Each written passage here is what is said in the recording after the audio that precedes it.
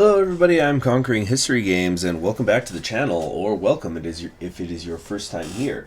Today I'm going to be continuing what I think I'm going to be doing this every 2 weeks on the channel or so, is I'm going to be checking out the Monarch's Journey start time, where Paradox is giving us these certain characters to play as, in order to get points for the Crusader Kings 2, Crusader Kings 3 thing. You can get some aesthetic stuff like beards and hats, but that's not what's important. What's important is we're getting new and interesting characters to play as, and they also live in new and interesting times. So what we're going to do is, I was earlier playing them a little bit, don't worry about that too much, just I wanted to test one of the things for the achievements, make sure that I was understanding how it worked correctly.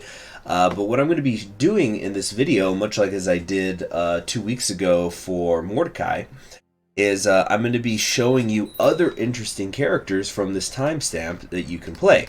So, for example, here we have Strategos Konstantinos II of Samos, who was the founder of the Angelios dynasty, unless you count his father.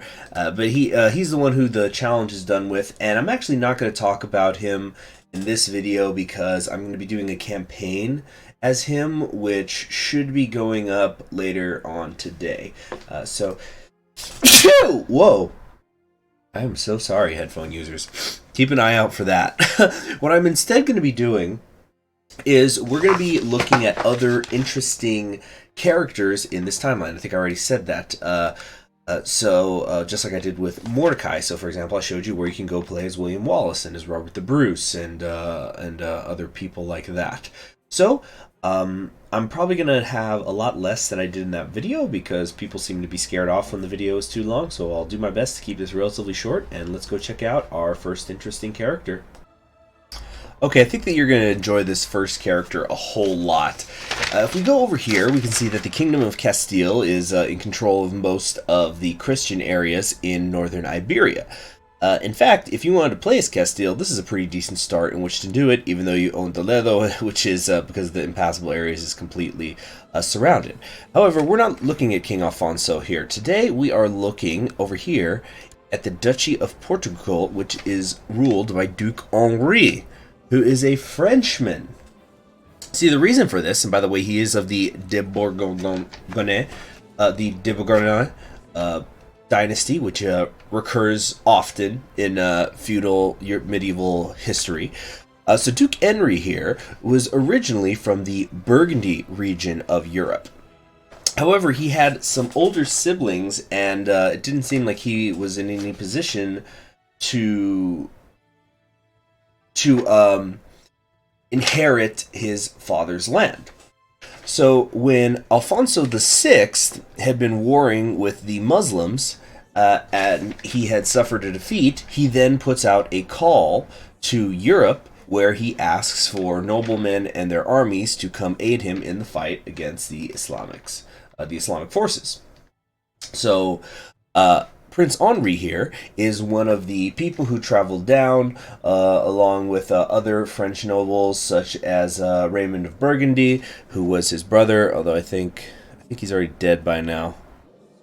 Was it his brother or his cousin? You know what, that doesn't matter. The point, sorry about that. The point of it is that he ends up coming down into the Iberian Peninsula. He actually gets married to Duchess Teresa of Leon, who was one of the, as you can see right here, is a bastard daughter of King Alfonso, and he eventually is named the Count of Portugal, which is here they have, now it's been several years. I think by this point he's had the position for over 10 years, and now he's the Duke of Portugal. Now, his son, who actually wasn't born until 1109, would go on to be Alfonso I of Portugal.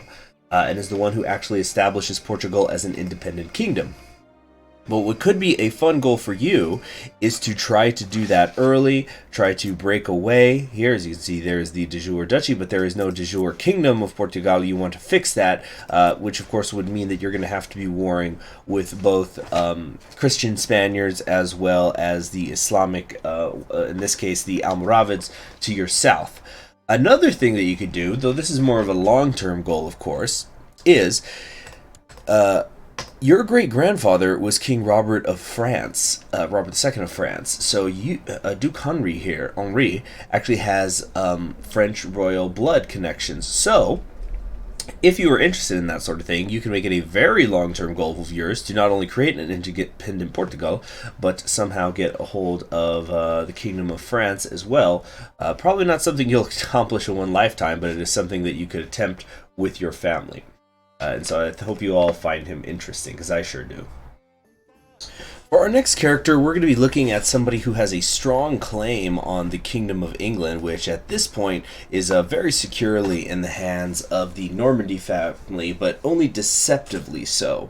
Here we have Princess Adelaide of England, who you will find down here in the county of Blois, acting as regent. She comes with a strong claim on the Kingdom of England, being one of the daughters of William the Conqueror, and it was... Let's see, I believe it was one of her kids, Stephen, although he hasn't been born yet, but it was Stephen who was proclaimed King of England later, eventually ending things by marrying his cousin Matilda. And then their kid was Henry II, who was the first of the Angevin kings of England. So this is somebody who is a character in France, admittedly unlanded, but you could use her if you were playing in France in order to get your hands on the Kingdom of England. She's also totally unmarried right now. Alright. Speaking of women with claims to thrones, though, let's actually go over to King Henry of England. This is just something that's very useful if you're going to play as him. You are married to Queen Matilda of England, who is actually a Scot. She's a member of the Dunkeld family and comes with a weak claim on Scotland that, of course, your successor will inherit. So, if you manipulate things right and manage to get either Princess Matilda here, this is the famous Matilda that would later marry Stephen, or one of the siblings, it doesn't particularly matter. Goodness, I forgot how many siblings they had. Those Normans, they got busy. You could, after King Henry, very easily claim the throne of England for your successor, and then that's pretty much going to put you into the territory of being able to make Britannia the empire.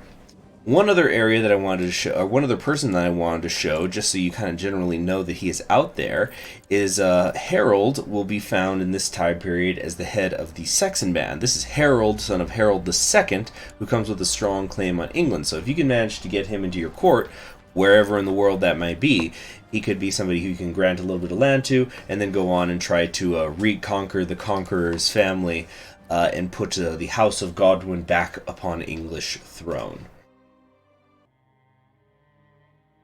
Continuing with the discussion of people who have claims to England, there's a lot of them during this time period, which is why I keep bringing it up.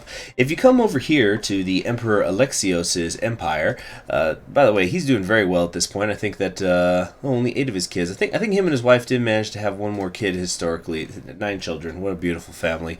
But in his court, you will find still alive, still hanging out, none other than Edgar, Edward's son of Wessex, the last of the male line of Wessex that were kings of England. He also comes with a strong claim on England that could potentially be pressed, either by granting him land or by, as the emperor, using him to grant, using him in order to press that sort of claim. If you're wanting to go for a restoration of the Roman Empire run, he could be a very useful part of that. I talk more in detail about him in one of my 10 interesting unlanded characters to play in Crusader Kings 2, so you should try to go check those out. This next character you might not know much about. This is High Chief Sviatopluk of Pomerania, who is interesting for a couple of reasons. One of them is that he is a Slavic pagan ruler. I think at this point in the game, at 1108, the only other one is your neighbor here, Chief Vortislav of Rana. So it's very difficult to stage a comeback as a Slavic pagan from here, so that's one of the things that makes him an interesting challenge. Another thing is that, obviously it's a very small, only 5 county chiefdom, kingdom, whatever you want to call it. but he already has 3 sons, so as soon as he dies, it's going to get split up. So that's another thing that makes things difficult. But he is also the founder of House Graffita, which is perhaps most famous because many centuries later, it was this house that would be the foundation for the Kalmar Union in Scandinavia. So, what you could do here is, first off, you need to survive. You need to decide if you're going to become Catholic or not. I personally would suggest you should try to pull it off as Slavic. Could be difficult, but it could be fun. But it's totally up to you. It is going to be hard though, because you got Poland and the Holy Roman Empire right here, and Denmark's not far away either. They do tend to come along the Baltic coast here. But if you can manage to survive long enough, you definitely should go north and get converting and conquering your way across Scandinavia and form some sort of Slavic, pagan, Pomeranian union if you can. Or you can convert to local culture, but definitely should be Slavic. Pull that off a few centuries ahead of time and under a different type of religion. Next, we have a character who is probably familiar for people who have gone for the Defender of the Holy Sepulchre achievement in Vanilla CK2, and that is King Baudouin of Jerusalem, who is of the de Bouillon family. His father is Count Eustace of Bouillon, so he's the one who you start as way up here in northern France if you want to go for the Defender of the Holy Sepulchre achievement. Now, King Baudouin was the first self-stylized king of Jerusalem, as opposed to his brother, who's already dead here, King Godfrey of Jerusalem, but who declared himself the defender of the Holy Sepulchre, because it was this whole thing about that, Jesus is king, he's not king, he's just the defender of the Holy Lands. Currently, your brother, the other Count Eustace, who's getting up there in years, is in charge of the County of Boulogne, and you actually have a claim on it if for some reason you're aching to visit your ancestral homeland. You could definitely go up here and do that. If you want, you go back home, see where you grew up. Now, Count Baudouin had a bit of a mixed legacy. I'd say it definitely trended toward positive, though, as king of Jerusalem. Funnily enough, he was actually crowned king of Jerusalem, or no, was it Jerusalem or just Bethlehem? But it was on Christmas. But he was very successful in capturing a lot of the areas of the Holy Land, including Acre, Beirut, Sidon, and more. And he also knew how to cooperate with the Italian fleets and other Crusader groups in order to do this. But he also suffered some failures as well. He wasn't able to take Ascalon. He didn't take Tyre. He struggled a lot when fighting the Egyptians, so sometimes he'd win, sometimes he'd lose. But he was ultimately able to defend the kingdom of Jerusalem long enough for there to be some sort of a pseudo-truce. And as I said before, he worked with other Crusader states such as Antioch and Edessa, and also, perhaps most importantly, was able to politically establish the Europeans in the area. Trade routes, building castles, things like that. So what you can do is try to take the reins and see if you can hold on to Jerusalem as well as he did, and perhaps surpass him, and see that if you can take the fight outwards, and maybe go for an Outremer campaign if you wanted to. Because there's nothing, I believe the way the achievement works is you do not have to start with no Kingdom of Jerusalem being formed. You can start as Jerusalem and then expand it, because you need a lot more than this anyway. You have to go down into Arabia and things like that. So it just depends on if you want to wait around for a crusade to start, or if you want to just jump into the sea of Muslims that all hate you and start from there. Staying here in the Holy Lands, our next character is Radwan of Aleppo. This is one of the grandsons of the famous Sultan Alp Anderson of the Seljuk Sultanate when it was hitting a peak. And as such, he carries Seljuk's blood, which is always nice to have when you are a Turkish player. Now, this was somebody who, after his father had died, there was a lot of conflict going on in the Muslim world, a lot of fractioning off of different states, for lack of a better word. And Radwan here took control of the province of Damascus. Now, this is before the Crusades had happened, right? And so he ended up alternately fighting and allying with different governors. So, for example, the governor of Jerusalem in his conflicts with his brother Dukak, or Dukak. I think I'm not. You know how I am with pronunciation, guys. I read these things, I don't hear them, so I just try to do my best. And as part of an example of how chaotic things are, he does have a strong claim on Beirut here, where you find another Turkish character. So you can quickly come down south here if you play as him, and you'll basically be able to form Syria after that and establish yourself as a little bit stronger than some of these other, maybe successor states is too strong of a word, but some of these other little break-off Muslim areas here that are not part of the main Seljuk Sultanate anymore, which I'm not even sure it's considered an empire here. Yeah, it's only a kingdom title right now. And he also, once the Crusaders came in, he would sometimes be allying with, but also fighting these Crusader states, including the following character, Prince Tancred of Antioch, who you will probably quickly notice is a member of the Norman and a member of the famous Norman de Hauteville family. He also has a strong claim on the county of Montferrato. I have not been able to determine why.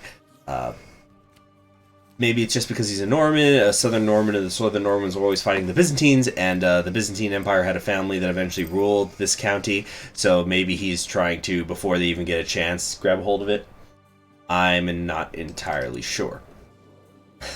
Alright, I'm just being silly now. So this is Tancred, though, the Prince of Galilee, as he was known by some, who at this point in time was serving as regent of the Principality of Antioch. I believe he never in his lifetime was technically called, was its king, for lack of a better word. Now, Tancred here was a part of the First Crusade. For example, he was at the Siege of Antioch. He was there when Jerusalem was assaulted. He actually claimed that he was the first Crusader to enter the city. Kind of hard to tell those sorts of things. I'm pretty sure the first Crusader that entered the city was probably killed as they stormed it, but well, I don't know. But he did go visit the Temple of Solomon when he was there, and he did take part in the massacre that happened when the city was sacked. Although I should stress that there are sources, but they're Frankish sources, that claim he was not part of the massacre, or that if he knew about it, he was very angry about it. So, kind of hard to tell with some of these things. Now, the reason that he is regent of Antioch is because his uncle, who we're going to go over in a second, had been taken prisoner, and so he ends up taking control of the territory. So he did manage to successfully take territory from Edessa. This is during some of the Crusader infighting that was going on. And he also, I want to say that he built Crac des Chevaliers, or did he just capture it? In any case, it was yet another very powerful capture. I should know that. I should know that, whether he built it or he captured it. I think it was he captured it. He didn't build it. Oh, geez, I'm sorry. But let's talk about who his uncle is, though. Who he is in charge of the Principality of Antioch on his behalf. And for that, you have to go through his mother to... Oh, wait, those are siblings. To the one, the only... You know him, you love him, you can't live without him, Count Bohemond of Taranto, who at this point in 1108 had been captured by the Byzantine Empire while waging war against them. So Bohemond, I'm so tongue-twisted today. But Count Bohemond is another really famous northern prince, one of the primary leaders of the First Crusade, who is spoken about at length by Alexios' daughter, Anna, who, right here, she's the one who wrote the Alexiad. Now, she was just a teenager when she met him, so maybe she was, it was kind of her young mind, wasn't totally, just kind of blew things out of proportion, but just talking about how tall he is, that, like, I think it's something like he was almost 3 feet taller than every other one of the the barbarians. That's what they call the. That's what she calls the other crusaders, the barbarians that had arrived in Byzantium. Uh, anyway, so he establishes this area here in Antioch. And then took part in wars. Instead of consolidating things for the Catholic states here, he ends up going to war with the Byzantines and eventually is captured. He has to swear an oath of loyalty to Alexios. And it was one of those things where the Byzantines, if they can pay you off instead of fighting you, they'll always do that. They basically says, look, we're going to give you a salary, and we're going to say that you work for us, and you will fight the Muslims on our behalf, and when you capture territory, you will give it to me. And so Bohemond technically signed that treaty, but in reality, he just went back home to Italy. And so, by the way, you see here, he is already founded his bloodline here, which allows him to create cheaper Crusader states. And he still has a strong claim on the Duchy of Apulia. So, he's really interesting in that you could maybe grant him independence, or you could have him overthrow his, I want to say this was his brother. Yeah, this was his younger brother. Who is currently in charge of the area. You could maybe come over here to Sicily and take that, or what I think could be most fun is start as him, wait for another crusade to get called, and hopefully live long enough because he's getting up there in age, he's 50, and have him go on a second crusade, create Crusader States 2, Electric Boogaloo, and try to redeem his legacy while he's still alive to do so. Also, oh yeah, that's right. She doesn't get a claim. I was gonna say he was married to a Capetian, but when King Philip dies, your wife should also get a claim on France. So keep that in mind. Jumping on back to the British Isles, we're going to be looking at a Welsh character here, two of them actually. First one being King Gruffy II of Gwynedd. This was an ancestor of Lewin the Great, who I believe it was Lewin the Great, who got a monarch's journey about a month ago or so. But this was somebody who just spent his entire life in conflict, a descendant of Rodi Mar, who was a king of Wales, or I should say specifically of Gwynedd, although I think also Powys back in the 1800s. So this is a family that has been around for a while, House Aberfall. And he, without getting into all the details of it, he spent his life fighting other Welshmen. He did become known as the King of all Wales, but he had to gain his throne 3 times over about a 60-year period. Most of his life was spent as king, but also a lot of his life was spent trying to continue to be king because he kept getting overthrown. He also was fighting the Normans and things like that. Now, he is powerful because he has this strong claim on your own kingdom. That one doesn't really matter, but you also have a strong claim on the county of Dublin up here that you could take advantage of. Also, because you're already 53, you have 4 of your children ready to go, none of whom are married because they are all minors. So this could be a bit of an underdog character to play as if you wanted to establish with this dynasty a, the Empire of Britannia.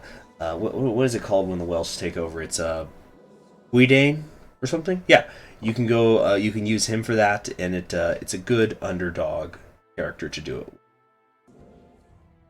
However, if you want even more of a challenge as far as establishing yourself as Emperor of the Isles as a Welshman, you can go for King Codwagain of Powys. First off, he's obviously weaker because he's only got 2 counties to his name instead of 4.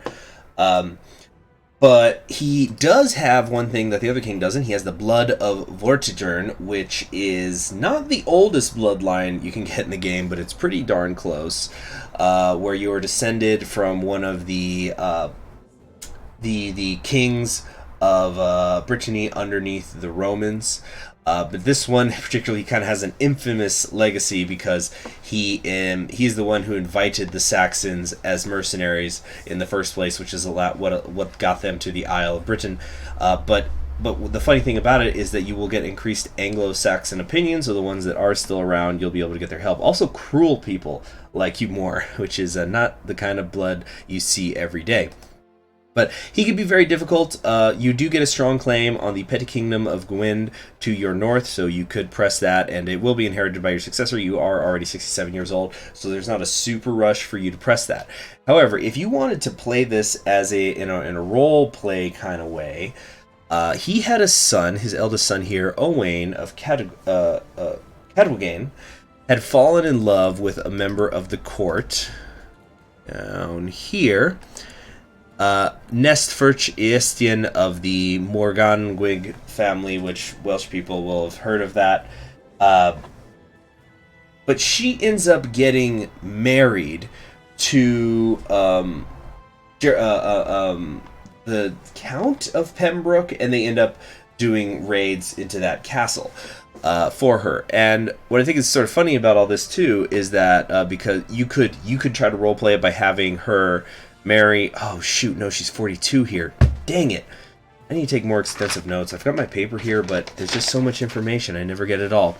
I was going to say that because she comes with that weak claim on the Duchy of Gwent, you could press it and find yourself at war with the English. What you could also maybe do, because she's already too old to have any children, is you could try to make yourself the King of Wales, which already is going to mean that you've been fighting England a little bit, but maybe you can find some sort of way to snatch some of these areas away, and then you start pressing that claim, and now you're going into English territory, and now you're getting that big mo, you're getting the momentum. But it's a definitely much more difficult start than if you just start as King Gruff here, because King Gruff at least has a quick and easy access over to Ireland, so that you can begin your expansions very quickly. Just a very quick character I wanted to show. If you go up here to Iceland, you will find Count Samurd of Sudurland, who is this kind of folktale-ish, Paul Bunyan-ish figure in Icelandic history, where he was this priest that was allegedly so good at what he did that he could actually trick the devil into doing things for him. So, for example, he once tricked Satan into carrying him from Iceland to Norway as a seal. And then when he got there, instead of giving him payment, he hit the devil in the head with a Bible or something in order to get away. And there's other stories like that. So just kind of a funny thing. He does have a child. He's already 52 years old, but he does have a child who's 32. So if you want to play as him, if you want to roleplay some kind of Catholic Norwegians, which people usually don't do, people always want to do like Norse with the Germanic pagan, but if you wanted to do a Norwegian Catholic run, he's probably the character to start as when you're doing that. So for the sake of time, because we're approaching the half-hour mark here, I'm only going to show you guys one more. This is Amir Ahmad II of the Hooded Emirate.